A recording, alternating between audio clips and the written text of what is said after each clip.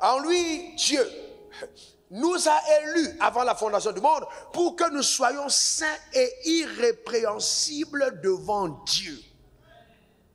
Continuons. Nous ayant prédestinés dans son amour à être enfants d'adoption par Jésus-Christ selon le bon plaisir de sa volonté. En lui, Dieu nous a élus avant la fondation du monde pour que nous soyons saints et irrépréhensibles devant lui. Dieu nous a élus avant la fondation du monde pour que nous soyons saints et irrépréhensibles. Nous soyons saints et irrépréhensibles. Donc pour jouir de tout ça, ta sainteté et ton obéissance au principe, il ne faut pas que tu sois répréhensible devant Dieu, te permet de jouir de tout ce qu'il t'a réservé. Continuons au verset 5. Nous ayant prédestinés dans son amour à être des enfants d'adoption par Jésus-Christ selon le bon plaisir de sa volonté. Continuons. À la louange de la gloire de sa grâce qu'il a accordée à son bien-aimé. En lui, nous avons la rédemption par son sang, la rémission des péchés selon la richesse de sa grâce, que Dieu a répandu abondamment sur nous par toute espèce de sagesse et d'intelligence. Verset 9, en nous faisant connaître le mystère de sa volonté selon le bienveillant dessein qu'il a lui-même formé, le bienveillant dessein qu'il avait formé en lui-même. Donc c'est un dessein formé en Dieu, un dessein par lequel il a voulu que toi et moi nous soyons des enfants d'adoption. Donc Dieu ne nous a pas adoptés dans sa famille pour nous humilier. Il a fait de nous les prémices de sa création, afin que le monde nous regarde et que le monde voit de quoi Dieu était capable. Parce que le portrait que le monde a de l'homme, suivez ça, c'est une révélation, est un portrait falsifié. Les humains n'ont jamais connu ce que c'est que l'homme selon Dieu. Alors qu'est-ce que Dieu fait? En recréant les hommes comme nous et en nous laissant sur la terre, il remonte le portrait initial. Parce que ce que les hommes vivent est un portrait falsifié. C'est la photocopie mal faite. Amen. Dégradée de ce que Dieu voulait que l'homme soit. Alors nous devons maintenant révéler, amen, en tant qu'héritier de Dieu, ce que Dieu avait pensé pour l'homme. Un homme saint, un homme fort, un homme puissant, un homme riche, un homme obéissant. Amen. Voilà ce que Dieu veut pour l'homme. C'est ce que nous sommes en Christ. Donne-moi ton meilleur amen.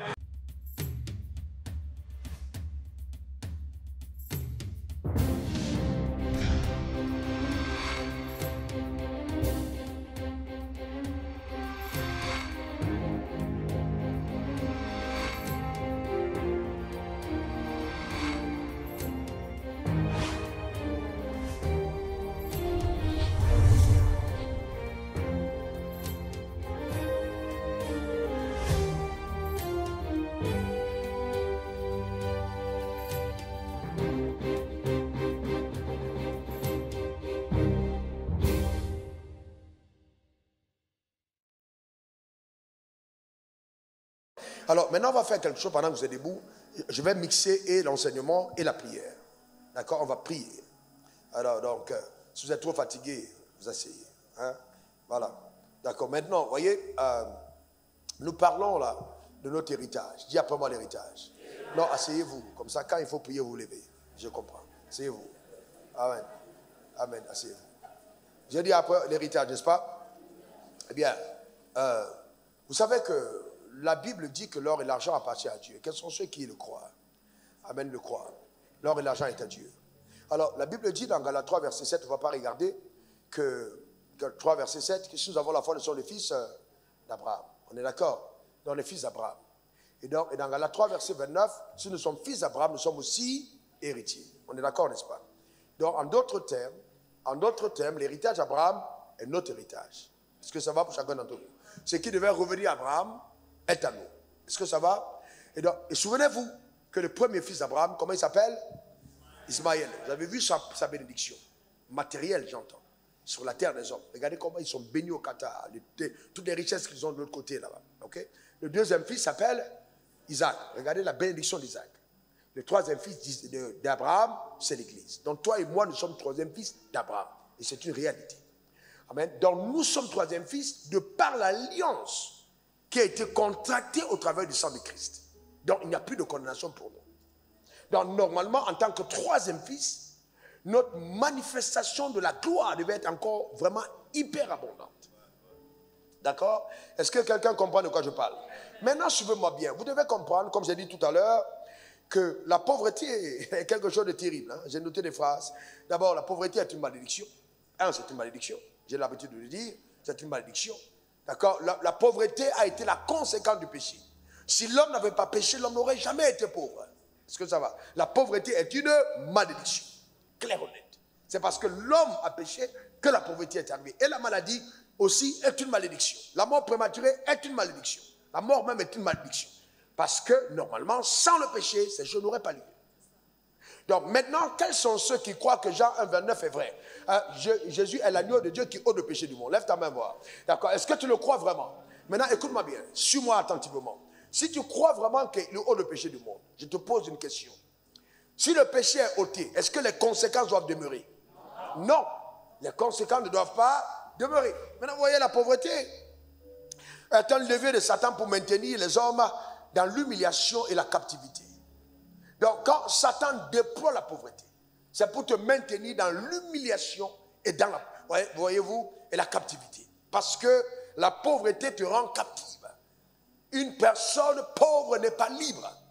Est-ce que quelqu'un comprend ça? Alors, maintenant, suivez-moi bien, je vais vous parler et on va prier. Amen. Premièrement, déclare après moi, je hais la pauvreté. Encore, je hais la pauvreté. Je reconnais que Jésus a versé son sang à la croix et que par son sang, le péché a été ôté.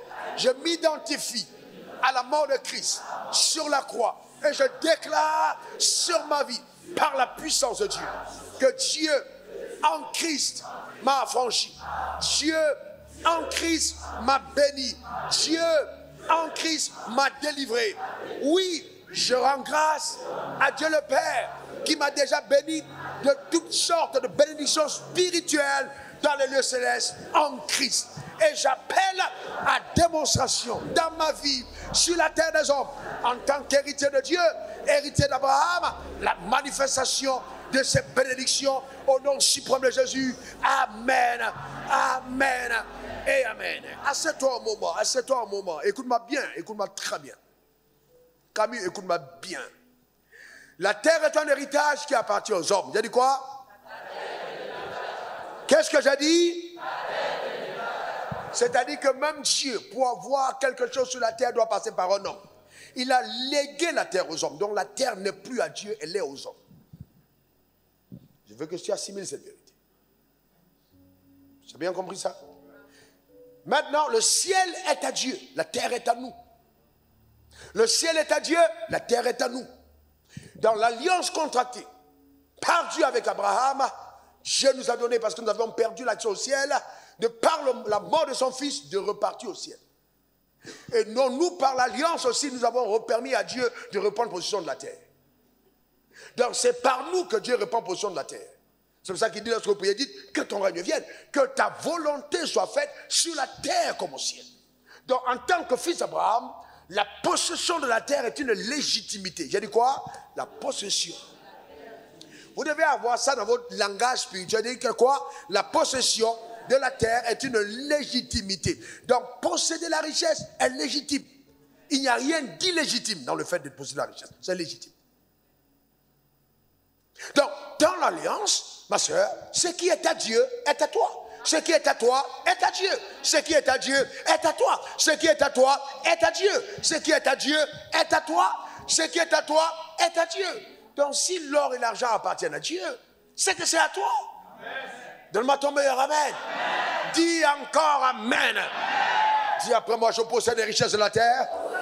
Déclare-le comme une prière, je possède les richesses de la terre.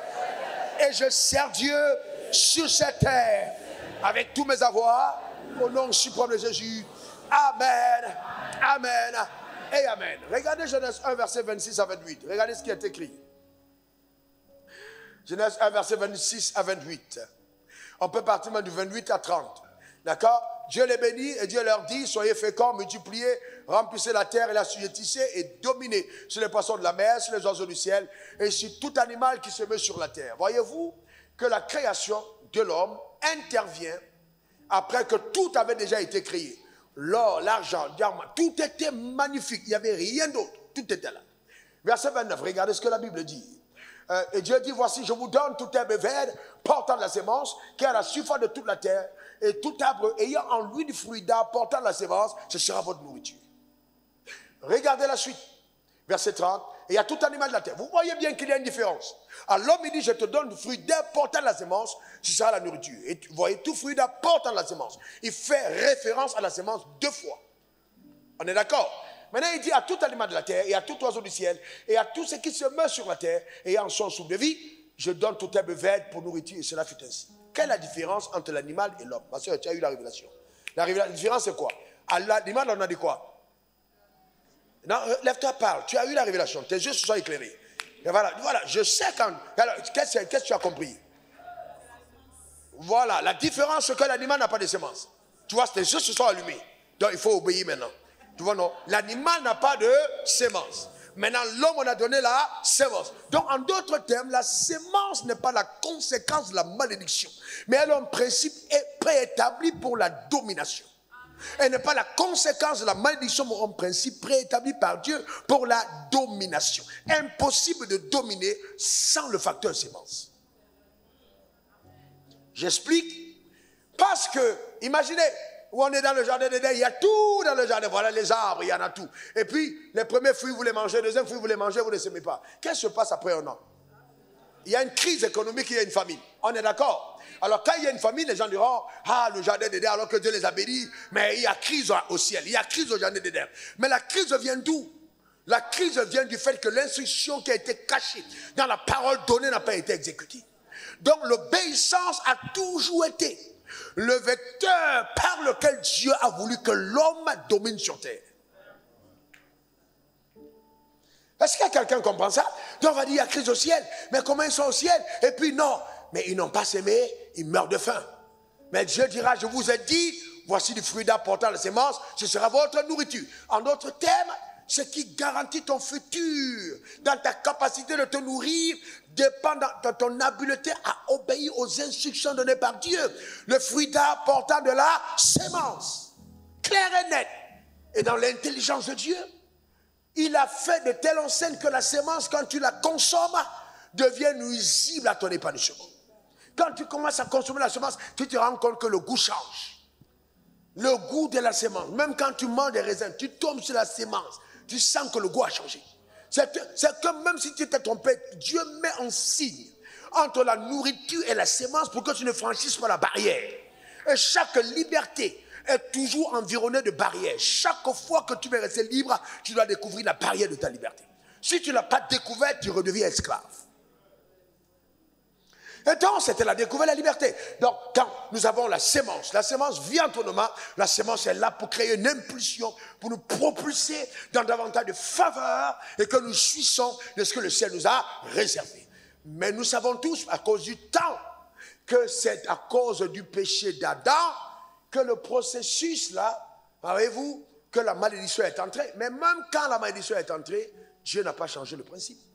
Il dit à l'homme, maintenant que tu as péché, la terre te produira, voyez, ses fruits avec les épines et les ronces. En d'autres termes, le principe restera, mais il sera corrompu, tu n'auras plus le même résultat. Je vais te dire une chose, le péché corrompt ta productivité.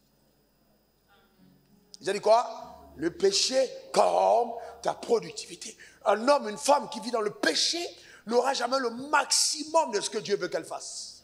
Le péché va te corrompre. Quand tu vois quelqu'un qui n'arrive pas à exalter, à élever, qui n'arrive pas à exceller, qui n'arrive pas à gagner les âmes qui aiment, le péché est caché derrière. Le péché va être nuisible. Il va te détruire. Il va te ruiner. Parce que le péché va détruire ta capacité à jouir. Donc ne te dis pas simplement je sème. Est-ce que dans l'environnement dans lequel tu sèmes, est-ce que le semeur lui-même est sain comme sa sémence? Donc, Dieu a agréé Abel et son offrande. Donc, ce n'est pas que l'offrande d'Abel, mais c'était d'abord Abel. Ne pensez pas que Dieu est un marmailleur. Dieu n'est pas dedans. Hein? Dieu, c'est un endroit. Ce n'est pas tant ton offrande, mais c'est le reflet de ton cœur par l'offrande. C'est le reflet de ton cœur par l'offrande qui fait ton offrande et non le volume de ton offrande. Donc si ton cœur rejette Dieu et que tes mains apportent à Dieu, eh bien Dieu rejette ton offrande. Parce que c'est le reflet de ton cœur par l'offrande qui fait de ton offrande une offrande. Maintenant, je touche ton cœur. Parle maintenant à Dieu par rapport à ton cœur. Engage ton cœur, nous sommes au 3e jour de jeûne. Parle à Dieu maintenant par rapport à ton cœur. Parle à Dieu par rapport à ton cœur. Reviens à Dieu avec ton cœur. Dis à Dieu, je vais t'aimer de tout mon cœur, de toute mon âme, de toute ma force, de toute ma pensée. Prie pour ton frère et ta soeur. Prions tous les uns pour les autres. Pour notre motivation. Pour notre motivation. Élève ta voix. Crie à Dieu. Implore la grâce d'en haut dans le nom suprême de Jésus. Implore la grâce. Implore la grâce d'en haut. Implore la grâce. Implore la grâce d'en haut. Dis à Dieu, à cette étape de ta marche, que tu veux coopérer avec ses principes, coopérer avec ses lois, coopérer. Oh Saint-Esprit, éclaire-nous, éclaire chacun d'entre nous dans la compréhension des lois spirituelles, le principe de la sémence et de la moisson, que nous sommes des hommes obéissants à tous ces principes, la sémence, l'offrande, le sacrifice, les prémices, les actions de grâce. Nous soyons, éternel Dieu, toi éternel, amoureux de ta parole et de tes principes. Donne-nous la sagesse, l'intelligence en haut, l'intelligence spirituelle pour opérer, éternel, dans la dimension de la compréhension des choses de Dieu, dans le nom suprême de Jésus. Et nous élevons la voix, nous crions à toi, parle à Dieu. Prie pour ton frère et ta soeur, que soient intelligents, spirituellement intelligents, par la grâce de Dieu, suffisamment intelligent, afin de ne point coopérer avec les œuvres des ténèbres, mais que nos vies reflètent la gloire de Dieu sur la terre des hommes, au nom suprême de Jésus. Nous appelons par ta grâce, oh Dieu, le reflet de ton intelligence, par nos actions sur la terre des hommes. Enseigne-nous, Père, à coopérer avec tes principes et ta parole, à respecter, à honorer, Seigneur, ce que déclarent les Écritures, dans le nom suprême de Jésus. Que ton nom soit béni pour cette œuvre. Merci Seigneur pour ta fidélité. Saint-Esprit, aide-nous au fond de nos cœurs, aide-nous par ton esprit, aide-nous à coopérer avec tes principes, Seigneur. Honneur à toi, que ton nom soit béni. Alléluia. Dans le nom suprême de Jésus, dans le nom suprême de Jésus, dans le nom suprême de Jésus. Alléluia. Merci Seigneur pour l'amour de la vérité dans le cœur de chacun d'entre nous.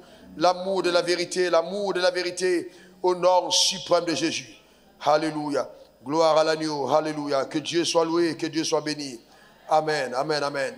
Amen. Mettez le texte de Genèse 3, verset 18, parce que comme je veux que les gens retiennent, c'est le processus du renouvellement de l'intelligence, que ça reste dans, voyez-vous, non, reviens au verset 17 même déjà. Ok. Il dit à l'homme, puisque tu as écouté la voix de ta femme, et que tu as mangé de l'arbre au sujet duquel je t'avais donné cet ordre, tu n'en mangeras point, le sol sera maudit à cause de toi. Le sol sera maudit à cause de toi. À cause de toi, le sol sera maudit. C'est à force de peine que tu en tireras de la nourriture tous les jours de ta vie. Donc il y a une pénibilité, mais le principe n'est pas arrêté. Continuons, verset 18. Okay? Il te produira des épines et des ronces, et tu mangeras de l'herbe des champs. Voyez-vous donc, vous voyez qu'il y a là, à partir de cet instant, d'accord, une malédiction qui frappe. Amen, les résultats. Je lève ma main vers le ciel. J'engage sur ta vie dans le nom suprême de Jésus, en vertu des pouvoirs qui me sont souverainement conférés. Le sang de l'agneau, je déclare établi sur ta vie que tes résultats ne vont plus souffrir de malédiction au nom suprême de Jésus. Christ a ôté le péché du monde. Tu t'es identifié à sa mort et à sa résurrection. Maintenant, que les fruits de tes mains produisent des résultats éloquents. Que toutes les épines et les ronces soient totalement ôtées au nom suprême de Jésus. Que rien ne vienne dévorer le fruit de ton travail.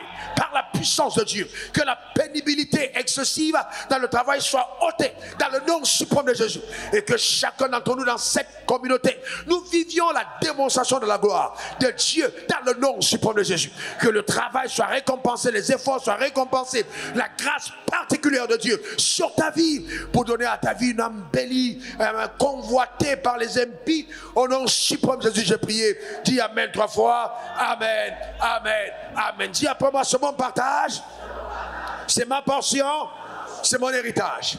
Assieds-toi un moment, s'il te plaît. Je te pose une question. À cette étape, es-tu convaincu que Dieu te veut riche? Lève la main si tu l'es. Encore, rebaisse la main un moment. Je te repose la question, sans aucune influence. Es-tu convaincu dans ton âme que Dieu te veut riche? Lève la main. Très bien. Je repose. La dernière fois, quand tu vas ouvrir, lève ta main vers le ciel. Que l'ange à prospérité qui est sur cet hôtel, là où tu te trouves, t'accompagne. Es-tu convaincu que Dieu te veut riche? Lève ta main. Reçois la richesse divine dans le nom suprême de Jésus. Donne-moi 3 bons amen. Maintenant, laissez-moi vous montrer en quelque temps, parce que ça c'est Ça fait partie des choses qu'on verra profondément cette année. C'est une année riche, une année belle, une année bénie, une année comblée. On va aller dans tellement de dimensions, tellement de profondeur, tellement cette année. Amen. Vraiment, vraiment, vraiment, ça va être très fort.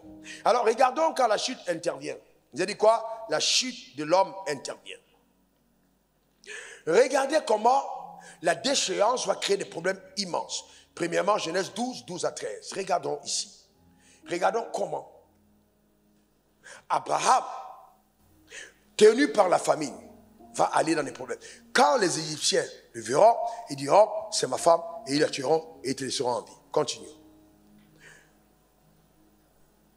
Revenons, je veux le premier, mettez le verset 10. Voilà. Il eut une famine dans le pays. Qu'est-ce qu'il y a dans le pays? Une famine. Je prie de tout mon cœur que cette année, il n'y ait pas de famine dans ta maison. Il n'y a pas de famine dans ta vie, au nom suprême de Jésus. Cette année est une année de surabondance. Tu ne manqueras de rien. Ta famille va pouvoir aux besoins des autres familles, dans le nom suprême de Jésus. Donne-moi ton meilleur amen. Ramène le texte. Nous prions pendant que nous écoutons la parole. Il y eut une famine dans le pays. Abraham descendit en Égypte. Vous voyez, une migration due au fait des problèmes économiques. Pour y séjourner, car la famine était grande dans le pays. Continuons. Comme il était prêt d'entrer en Égypte, il dit à Sarai, sa femme, voici, je sais que tu es une femme belle de figure. Continuons. Quand les Égyptiens te verront, ils diront, c'est sa femme. Et ils me tueront et te laisseront en vie. Continuons. Dis, je te prie, que tu es ma soeur, afin que je sois bien traité à cause de toi. Et que mon âme vive grâce à toi. Imaginez-vous notre patriarche. Comment la famine a causé des problèmes. Il dit à sa femme, vraiment, que je sois bien traité à cause de toi. C'est-à-dire, toi-même, tu vends ta femme parce que tu es en galère. Que de tels problèmes ne t'arrivent pas au nom suprême. Frère, que la famine ne soit pas ton partage. Que la famine ne vienne pas briser tes standards. Briser tes standards au nom suprême de Jésus. Donne-moi ton meilleur amen. Dis encore amen. Pour raccourcir l'histoire, Abraham prend sa femme. Il donne à un roi. Il donne dans l'autre chambre, sa femme donne dans l'autre chambre. Hey, malheur! Que cela ne t'arrive jamais. Que cela ne nous arrive jamais au nom suprême de Jésus. Que la famine ne soit pas ta portion. Dis après moi, je hais la famine. Encore, je hais la famine. Une dernière fois, je hais la famine. Frère, j'ai vu avec ma femme il y a 2 jours. Et j'ai dû me retourner pour essuyer mes larmes. Un père avec sa femme qui a perdu ses enfants, son enfant qui est parti se chercher en Tunisie pour aller en Europe. Et il est mort dans la mer. Le père était là comme ça, son autre fils était là, sa femme était là, la pauvreté les avait rongés. J'ai eu mal au cœur. Je dis, avec ça, l'église aime la pauvreté. Vous vous rendez compte, un père impuissant. L'enfant est mort, l'enfant allait se chercher tellement la galère les a frappés. Je déclare, à partir de ta lignée, tout ce qui est rattaché à ton sang, la pauvreté n'aura plus jamais d'effet. Dans le nom suprême de Jésus. Jusqu'à l'avènement de Christ, la pauvreté n'aura jamais d'impact dans ta famille au nom suprême de Jésus. Cela ne t'arrivera pas, ce n'est pas ton partage. Élève ta voix, déclare-le, déclare-le, affirme-le sur ta vie, affirme-le dans le nom suprême de Jésus. Établis-le par la foi. La pauvreté n'a pas d'emprise, n'a pas de pouvoir. Par autorité contre cette démon, cette entité, par autorité contre ses forces, lis ses pouvoirs, lis sa puissance, chasse les abîmes des ténèbres, commande dans le nom suprême de Jésus, que Dieu lui-même crée un affranchissement. Appelle par la puissance de Dieu. Appelle cela dans ta famille. Appelle la gloire, appelle la grâce, appelle la liberté, appelle cela dans le nom suprême de Jésus. Élève ta voix, parle à Dieu. Rakatabra, Shandokebraka, Satakabroka, Rakata, Sotakata, Rekataba. Parle à Dieu. Nous prenons autorité contre toute emprise de la pauvreté. Nous lions ses forces, nous les chassons dans les abîmes des ténèbres au nom suprême de Jésus. Rakataba, Shatakabre, Sarababa, Parakosa, Orokoto Barababa. Merci Jésus, Rababa, pour tes œuvres. Que ton nom soit glorifié dans le nom suprême de Jésus. Rakataba, Shandorebakasa. Merci Seigneur, que ton nom soit glorifié. Alléluia, dans le nom suprême de Jésus. Amen, amen. Que cela ne soit pas ton partage et ta portion. Ah, c'est ton moment, c'est ton moment. Frère, Rabba, Sokotorondo, Shikataba. Regardez encore l'effet de la famine. Après Abraham, 2 fois c'est arrivé à Abraham, on va laisser ici Abraham. Eh bien, avec son fils, Genèse 26, verset 1 à 3, Isaac. Le même problème arrive, il y eut une famine dans le pays, où la première famine qui eut lieu du temps d'Abraham, et Isaac alla vers Abimelech, roi des Philistins, à Guérar. Verset 2, ok, l'Éternel lui apparut et dit, ne descends pas en Égypte, demeure dans le pays que je te dirai. Les mêmes problèmes de ses parents ont commencé à toucher la vie d'Isaac. Et Dieu a dû intervenir en disant, ne descends pas, reste ici. Je prie que la famine, vraiment la pauvreté, soit totalement ôtée de ta vie. Regardons maintenant, regardez bien. Et Genèse 43, verset 1 à 3, la famine s'appesantissait sur le pays. Toujours le problème de la famine, hein? Quand il eut fini de manger le blé qu'ils avaient apporté d'Égypte, Jacob dit à ses fils, retournez acheter un peu de vivres. Judas lui répondit, cet homme nous a fait cette déclaration formelle. Vous ne verrez pas ma face à moins que votre frère ne soit avec vous. À moins que votre frère ne soit avec vous. Et vous savez, pour aller plus loin dans l'histoire, c'est ainsi que toute une lignée a migré en Égypte et est devenue esclave. L'esclavage que nous voyons des Juifs descend de cette migration causée par la famine. La famine dans une famille peut ruiner des générations, peut amener une oppression générationnelle, peut vraiment changer même l'histoire d'une famille. Que cela ne soit point ton partage. Ils ont fait 430 ans d'Égypte en captivité à cause de cette famine. Les conséquences de la famine sont terribles. Beaucoup d'entre nous avons des compromis à cause de la famine. Que ce ne soit pas ton partage. Tu manques de dignité. Tu ne peux pas parler à quelqu'un en face. Tu as régné ton identité. Je connais des pasteurs qui ne peuvent même pas être pasteurs parce qu'ils sont tenus par quelqu'un qui a l'argent. Il ne peut pas répondre. Tu es pasteur, on fait du faux devant toi. Et puis, c'est toi-même qui initie le faux pour paraître bien. Que Dieu te délivre. Donne-moi ta main, dis encore amen, Ton intégrité. Un homme qui est pauvre n'est pas libre. Donne-moi ton meilleur amen. Dis encore amen. Et il faut cultiver les valeurs. Vous avez dit quoi? Cultiver ne jamais rien brader pour l'argent. Maman n'est pas ton maître, maman n'est pas le mien. Je suis un autre maître. Je préfère mourir de faim dans le désert que d'être nourri par Satan. Je répète ces phrases après moi. Je préfère mourir de faim dans le désert que d'être nourri par Satan. Encore. Une troisième fois. C'est cette même attitude qui est arrivée à Jésus. La famine. Quand Jésus a eu faim, le tentateur se présentait. Satan n'a jamais attendu une meilleure occasion que celle de la famine. Donc la famine est toujours l'occasion numéro 1 qui permet à Satan de se présenter et corrompre ton identité et falsifier ta mission. Je prie de tout mon cœur que tu ne changes pas de territoire, que tu ne changes pas de travail, tu ne renonces pas à l'appel, tu ne veux pas galvauder, que tu ne puisses pas détruire ton appel à cause de la famine. Mais que le courage de Dieu, par la révélation du Saint-Esprit, te donne de te tenir sur la vérité et d'agir selon elle au nom suprême de Jésus. Dis après moi, je suis libre. Encore une dernière fois, que cette liberté soit ton partage. Que la grâce de Dieu soit ton héritage. Dans le nom suprême de Jésus. Acclame très fort Jésus. Acclame très fort ton Créateur. Pousse des cris de joie dans la présence de Dieu. Alléluia. Tu es libre en Christ, totalement libre, entièrement libre. Amen. Totalement libre en Christ au nom suprême de Jésus-Christ. Amen. Pour terminer, pour te permettre de méditer à la maison, Éphésiens 1, verset 3. Regardez ça. On va lire jusqu'au verset 9. Béni soit Dieu, le Père de notre Seigneur Jésus-Christ, qui nous a bénis. Dis après moi, je suis béni.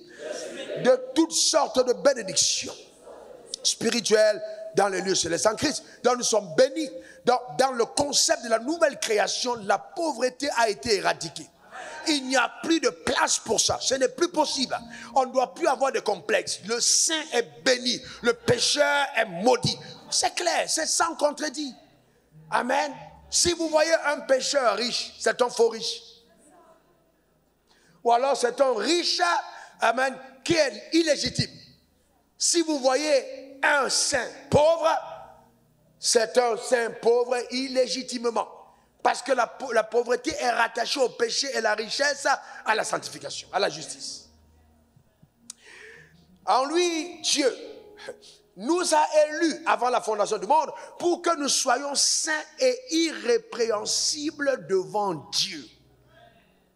Continuons. Nous ayant prédestinés dans son amour à être enfants d'adoption par Jésus-Christ selon le bon plaisir de sa volonté. En lui, Dieu nous a élus avant la fondation du monde pour que nous soyons saints et irrépréhensibles devant lui. Dieu nous a élus avant la fondation du monde pour que nous soyons saints et irrépréhensibles. Nous soyons saints et irrépréhensibles. Donc, pour jouir de tout ça, ta sainteté et ton obéissance au principe, il ne faut pas que tu sois répréhensible devant Dieu, te permet de jouir de tout ce qu'il t'a réservé. Continuons au verset 5. Nous ayant prédestinés dans son amour à être des enfants d'adoption par Jésus-Christ selon le bon plaisir de sa volonté. Continuons. À la louange de la gloire de sa grâce qu'il a accordée à son bien-aimé. En lui, nous avons la rédemption par son sang, la rémission des péchés selon la richesse de sa grâce, que Dieu a répandu abondamment sur nous par toute espèce de sagesse et d'intelligence. Verset 9, en nous faisant connaître le mystère de sa volonté selon le bienveillant dessein qu'il a lui-même formé, le bienveillant dessein qu'il avait formé en lui-même. Donc c'est un dessein formé en Dieu, un dessein par lequel il a voulu que toi et moi nous soyons des enfants d'adoption. Donc Dieu ne nous a pas adoptés dans sa famille pour nous humilier. Il a fait de nous les prémices de sa création, afin que le monde nous regarde et que le monde voit de quoi Dieu était capable. Parce que le portrait que le monde a de l'homme, suivez ça, c'est une révélation, est un portrait falsifié. Les humains n'ont jamais connu ce que c'est que l'homme selon Dieu. Alors qu'est-ce que Dieu fait? En recréant les hommes comme nous et en nous laissant sur la terre, il remonte le portrait initial. Parce que ce que les hommes vivent est un portrait falsifié. C'est la photocopie mal faite. Amen. Dégradée de ce que Dieu voulait que l'homme soit. Alors nous devons maintenant révéler, amen, en tant qu'héritier de Dieu, ce que Dieu avait pensé pour l'homme. Un homme saint, un homme fort, un homme puissant, un homme riche, un homme obéissant. Amen. Voilà ce que Dieu veut pour l'homme. C'est ce que nous sommes en Christ. Donne-moi ton meilleur amen. C'est ce que nous sommes en Christ. Donne-moi encore ton meilleur amen. Et ne vivez pas votre vie qui est basée sur les likes des hommes. Faites très attention. Parce que je vois des personnes, tout ce qu'ils essayent de faire, c'est se justifier devant les hommes. Frère, je vais vous dire, c'est un piège immense. Vivez votre vie avec Dieu. Amen. Vivez-la. Vous savez, vous pouvez tromper, vous pouvez impressionner, vous pouvez mentir. Frère, vivez votre vie. Vos résultats prouveront qui vous êtes. Vos résultats. Que nous soyons saints et irrépréhensibles devant lui. Pour servir au témoignage de la louange de la gloire. Si donc le péché a été la porte d'entrée de la pauvreté, la richesse ne s'accommodera jamais avec le péché. Parce que le péché a été l'ennemi numéro 1 du règne de la richesse. Vous comprenez ça? Ça va jamais, il n'y aura pas d'accommodation. Si donc il vous arrive d'exceller et de continuer de percer dans tout ce qui est faux, sachez que celui qui est derrière vous ne s'appelle pas Dieu, il s'appelle Mammon.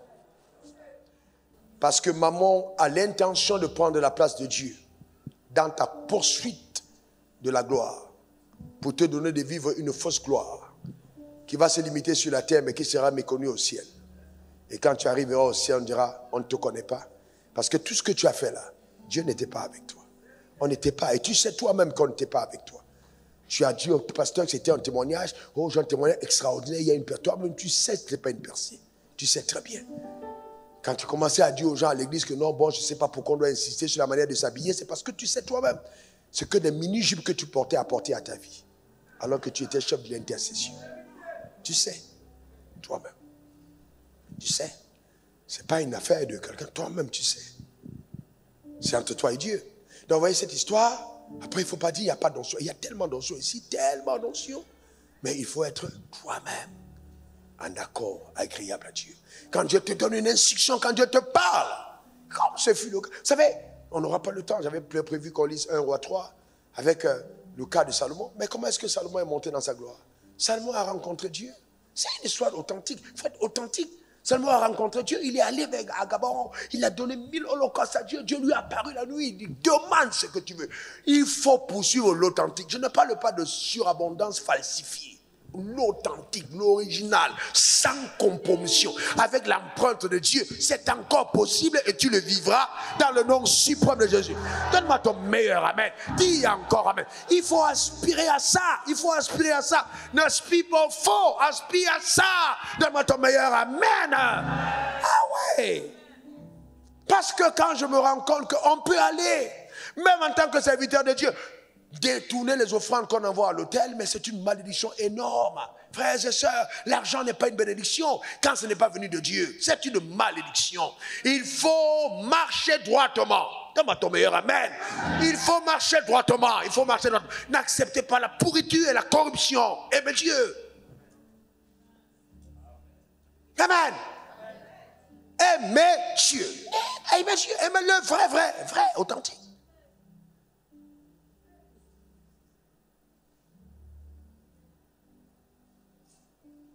Est-ce que quelqu'un comprend ça? Voilà. Oh non, vraiment, ça fait longtemps, je vois rien dans ma vie, vraiment, je pense que même, est-ce que l'évangile là ça marche? Moi je suis découragé, je vois rien dans ma vie. Toi tu vois rien dans ta vie. Moi je te pose une question, toi-même ta vie. Si Dieu veut faire l'équivalence, tu es un menteur, pornographie, tu es dedans. Tu es dans toutes sortes de travers bizarres. Tu ne sais pas Dieu, tu fais rien. Mais tu veux voir quoi? Même les miettes qui tombent là, c'est parce qu'on a demandé à l'onction corporative. C'est pas... Hey, Dieu, c'est la miséricorde. C'est ça qui fait que Dieu même te donne le peu que tu as. Tu dis, tu ne vois pas Dieu. Comment tu peux te contenter des petites miettes alors qu'il y a des grandes choses pour toi? Ben, si tu aimes Dieu, sois sérieux. Sois sérieux avec lui et laisse Dieu agir. Sors de toutes ces choses-là qui viennent occulter la gloire de Dieu dans ta vie et demande à Dieu l'authentique. C'est possible. Donne-moi ton meilleur amen. C'est possible. Dis encore amen. Eh bien, frère, je vous dis la vérité. C'est frère clair, amen. C'est clair. Vous savez, j'avais deux choix. Vous savez, le choix de la facilité. C'est Dieu. Nous tous, on a la proposition. C'est facile. Mais vous ne pouvez pas jouir de ce que Dieu vous réserve si vous ne respectez pas le chemin. Il y a un chemin. Il y a quoi? Un chemin. Il y a un chemin tracé par lequel on passe. Il est étroit. Mais on passe par là. On obéit. On paye le prix. Parce que si du jour au lendemain, on est rappelé, nous entrons dans le ciel avec gloire. Sans honte. La richesse qui vient de Dieu, mon frère, comment tu vas? La richesse qui vient de Dieu, ça va? Là, tu vois. La richesse qui vient de Dieu, qu'est-ce que la richesse fait? Cette richesse est humiliée. Mais quand c'est Satan, ça te rend orgueilleux. Quand c'est le diable, c'est l'orgueil. Quand c'est Dieu, c'est l'humilité. Il dit, je t'ai fait passer dans cet affreux désert pour connaître quelle était la disposition de ton cœur, afin que tu saches que il y a des épreuves de la vie qui viennent circoncire ton cœur et t'amener à connaître Dieu véritablement. Véritablement.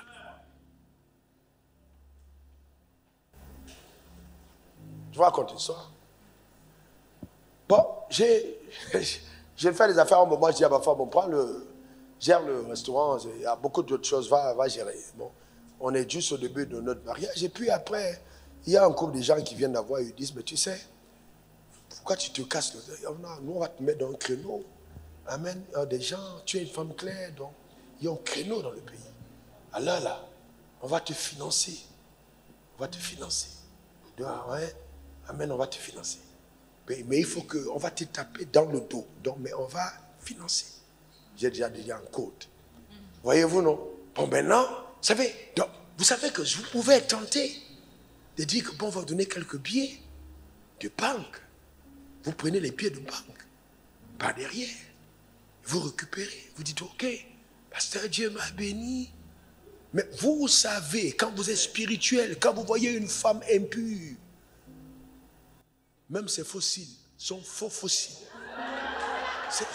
Je vous dis, il y a quelque chose, il y a quelque chose que la personne dégage. Quand la personne ouvre sa bouche, il y a quelque chose qui sent. Je vous dis la vérité. Je vous dis, ça sent. Quand un homme, il peut s'habiller 14 pièces. Quand il vit ça, je te dis, quand il apparaît, tu sens quelque chose. Quand tu es dans le spirituel, tu sens l'odeur. Et il dit, l'odeur de mon fils est semblable à l'odeur d'un champ que l'Éternel a peigné. C'est-à-dire que dans le règne spirituel, il y a des odeurs qu'on dégage. Il y a des odeurs. Allons dans la dimension plus grande, à genoux, en criant à Dieu. Amen. Comme si chaque jour était le dernier et que Christ revenait demain. Et s'il revient demain, quelle est notre posture? Quelle est notre position? Tout ce que nous avons eu, nous sommes héritiers, oui, mais qu'est-ce qu'on a fait? Qu'est-ce qu'on a fait avec ce qu'on a? Et que notre flamme, notre détermination, notre zèle aille plus loin. C'est ça, frère. C'est pas seulement le fait de dire on a gagné l'argent. Mesdames, mamans dans l'église, enseignez aux jeunes dames, enseignez-leur à aimer Dieu. Pas apporter les mèches, apporter les chaussures. Enseignez-les à aimer Dieu. Pas mettre des vernis. Enseignez-leur à aimer Dieu. Quand toutes les femmes devant l'autel en train d'intercéder, Randa, Chanda, Rababa, Chanda, c'est pas une affaire, je suis belle, je suis pas belle. Priez le Seigneur. Quand une femme n'est pas spirituelle, elle n'a que son corps à donner. Quand une femme n'est pas spirituelle, elle n'a que son corps à donner. Et c'est pourquoi, avec le temps, Satan déshabille les femmes. La femme, c'est la gloire de l'homme. Et Dieu veut humilier les hommes en humiliant les femmes. Mettez-vous dans la prière. Ne soyez pas à la quête seulement d'un homme de l'argent. Soyez d'abord à la quête d'un homme qui craint Dieu, qui le sait dans le feu. Donne-moi ton meilleur amen. Ah oui. Et dites à votre mari, si cet argent qui est dans la maison, si ce n'est pas de Dieu, n'amène pas ici. Nos enfants n'ont pas besoin d'être maudits. Mon mari, on ne mange pas ça. Mon mari, on ne mange pas ça. C'est pas de dire alléluia, alléluia. Ton alléluia même est sale. Il faut que tu changes. Donne-moi ton meilleur amen. Tu es capable de te bénir. Et il faut sortir de toutes les voies de Micmac. Parce que tu as tes mains. Dis encore amen. Dis encore amen. Dis encore amen. Dis encore amen. Pauvre. Amen. C'est clair et net. Quand tu tournes à la prière, vraiment dans la prière, priez dans l'intelligence, travaillons en portant quelque chose. Amen. C'est pas là où tu vois un homme, il a 2000 le corso, le gouvernement, il ne nous soutient pas. Le gouvernement, moi je dis, mais c'est pas, regarde pas ce bâtard là. Comment tu peux avoir, ça m'énerve. Tu peux pas aller faire un petit truc. Le gouvernement. Quel gouvernement? Faut travailler. Va quelque part nettoyer le sol. Tu es trop important pour faire ça. Faut couper les herbes. Tu as qui? Le premier homme qui avait suscité était planteur. Ton village a des forêts. Va travailler en brousse. Non, moi, j'aime pas la brousse, il y a des moustiques. Toi-même, tu ne sais pas. Je ne te comprends pas. Quel est ton problème? Il faut que tu te réveilles. Il faut que tu te réveilles. Et il ne faut pas mettre l'argent comme la fin de tout. Il faut obéir à Dieu dans le couloir de ton appel. L'argent n'est pas une fin. Je vous le parle en disant avec légitimité. L'argent n'est pas une fin. Vous comprenez ça? La passion de Dieu, l'amour du Seigneur, il n'y a rien de plus grand. Ah non, quel est ton rêve? Je veux que Dieu me rende milliardaire. C'est pour t'amener où? Quel est le rêve que tu as? Gagner l'argent n'est pas un rêve. Il doit y avoir une mission derrière. Je veux gagner pour. Tant qu'il n'y a pas ce pour, le gain, ce n'est pas Dieu. Il faut gagner pour. Je veux gagner pour. Je ferai de toi une source de bénédiction. Et toutes les nations de la terre seront bénies après toi. On gagne pour quelque chose. On ne gagne pas pour soi. Tant qu'il n'y a pas ce pour, ce n'est pas un gain, c'est une perte. Il faut arrêter d'être charnel.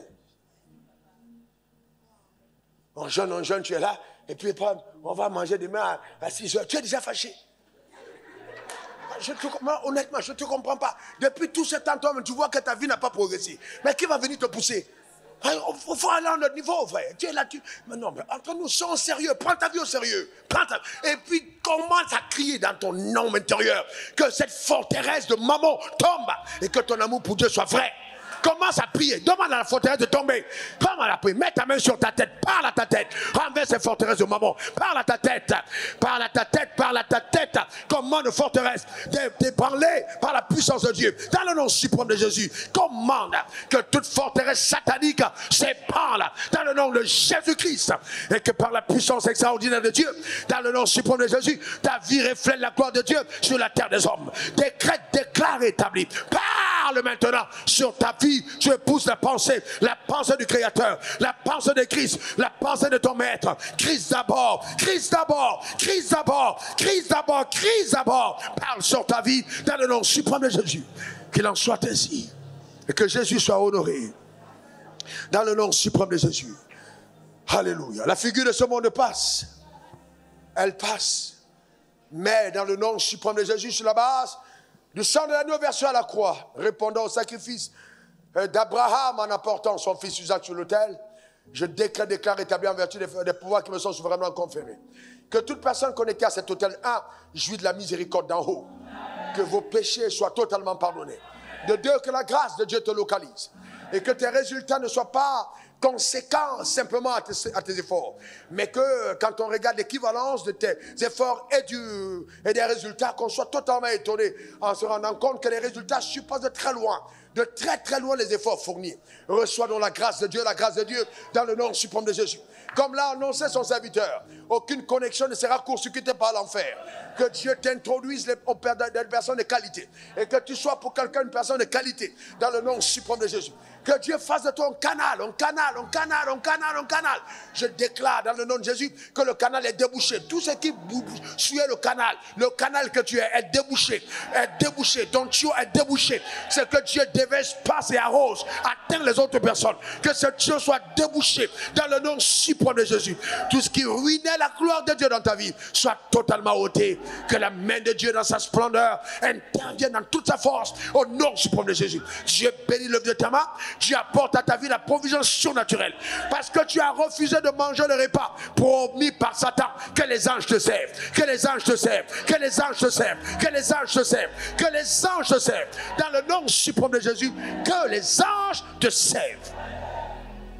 Et que ton choix te mettra part, même avec douleur, produise des résultats purs dans le nom suprême de Jésus. Et que le produit feu donne à la splendeur de la gloire qui est rattachée à ta vie de paraître devant les hommes dans le nom suprême de Jésus. Donne-moi 3 bons amen.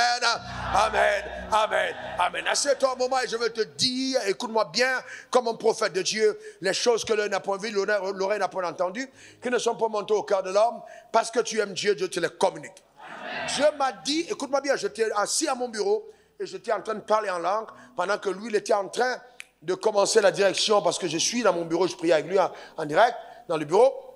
Alors le Seigneur me dit, est-ce que tu sais comment est-ce que le peuple a été gardé par 3 jours de jeûne quand, voyez-vous, Mardochée et Esther se sont mis devant la face de Dieu pour jeûner en 3 jours. Et comment est-ce que l'histoire a totalement shifté en 3 jours. Vous ne pouvez pas imaginer ce qui se passe dans le règne spirituel juste après 3 jours. Juste après 3 jours. Juste après 3 jours de jeûne. Tu es loin d'imaginer. Donc ne détruis pas tous ces efforts fournis devant le trône de la grâce, en te transportant une mentalité de défaitiste, en pensant que les choses n'arriveront pas. Je te dis, écoute-moi bien, avant le futur moment, on va se retrouver en jeûne. Tu auras déjà un témoignage. Amen. J'appelle dans ta vie les connexions divines, surnaturelles, une provision que tu n'attendais pas, inattendue dans ta vie, dans le nom suprême de Jésus. Que cela soit ton partage. Que toutes les personnes qui sont rattachées à toi prospèrent. Donne-moi ton meilleur amen. Que ça, aucun complot, j'ai dit aucun complot contre ta richesse et ta prospérité ne saura tenir dans le nom suprême de Jésus. Aucun complot, au nom suprême de Jésus. Que la grâce de Dieu te localise et que la main de Dieu soit sur ta vie. Reçois la floraison de grâce. Reçois la floraison de grâce. Reçois les idées. Reçois la connexion. Reçois les percées. Reçois dans le nom de Jésus-Christ. Amen. Amen. Amen. Dis après moi, je suis en digne héritier de Christ. Encore. Que le Seigneur te bénisse. Que le Seigneur te comble. Que le Seigneur te garde.